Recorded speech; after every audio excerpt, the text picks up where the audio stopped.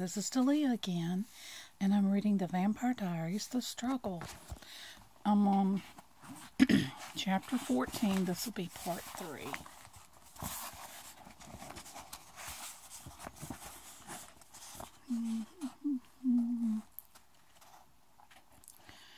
Yes, there was a bag at Caroline's foot. She debated making a grab for it, but Miss Grimsey was still in the room. The muslin dress was very simple. Its flowing material belted high under the bosom with a pale rose ribbon. The slightly puffed elbow-length sleeves were tied with ribbon of the same color. Fashions had been loose enough in the early 19th century to fit a 20th century girl, at least if she were slender. Elena smiled as Mrs. Grimsey led her to a mirror. "Did it really belong to Honora Fell?" she asked, thinking of the marble image of that lady lying on her tomb in the ruined church. "That's the story anyway," said Miss Grimsey. "She mentioned a dress like it in her journal, so we're pretty sure." "She kept a journal?" Elena was startled. "Oh, yes, I have it in a case in the living room. I'll show it to you on the way out. Now for the jacket. Oh, what's that?" Something violet fluttered to the floor as Elena picked the jacket up.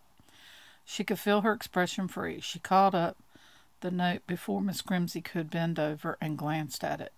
One line. She remembered writing it in her diary on September the 4th, the first day of school, except that after she had written it, she had crossed it out. These words were not crossed out. They were bold and clear. Something awful was going to happen today.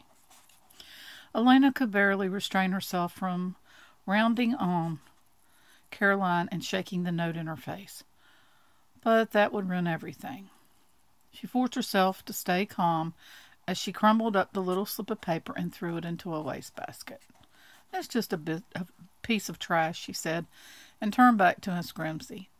Her shoulders stiff, Caroline said nothing, but Elena could feel those triumphant green eyes on her.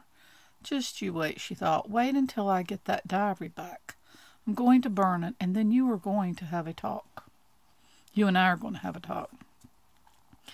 To Miss Grimsey, she said, "I'm ready." "So am I," said Caroline in a demure voice.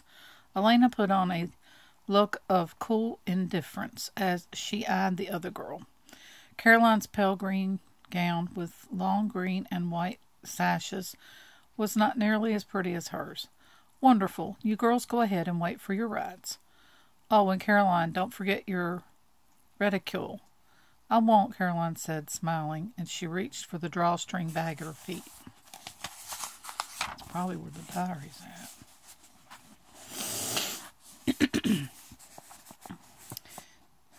It was fortunate that from that position she couldn't see Elena's face, for in that instant the cool indifference shattered completely.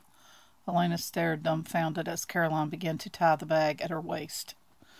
Her astonishment didn't escape Miss Grimsey. That reticule, the ancestor of our modern handbag. The old... let me see. What happened? It stopped. Oh my gosh.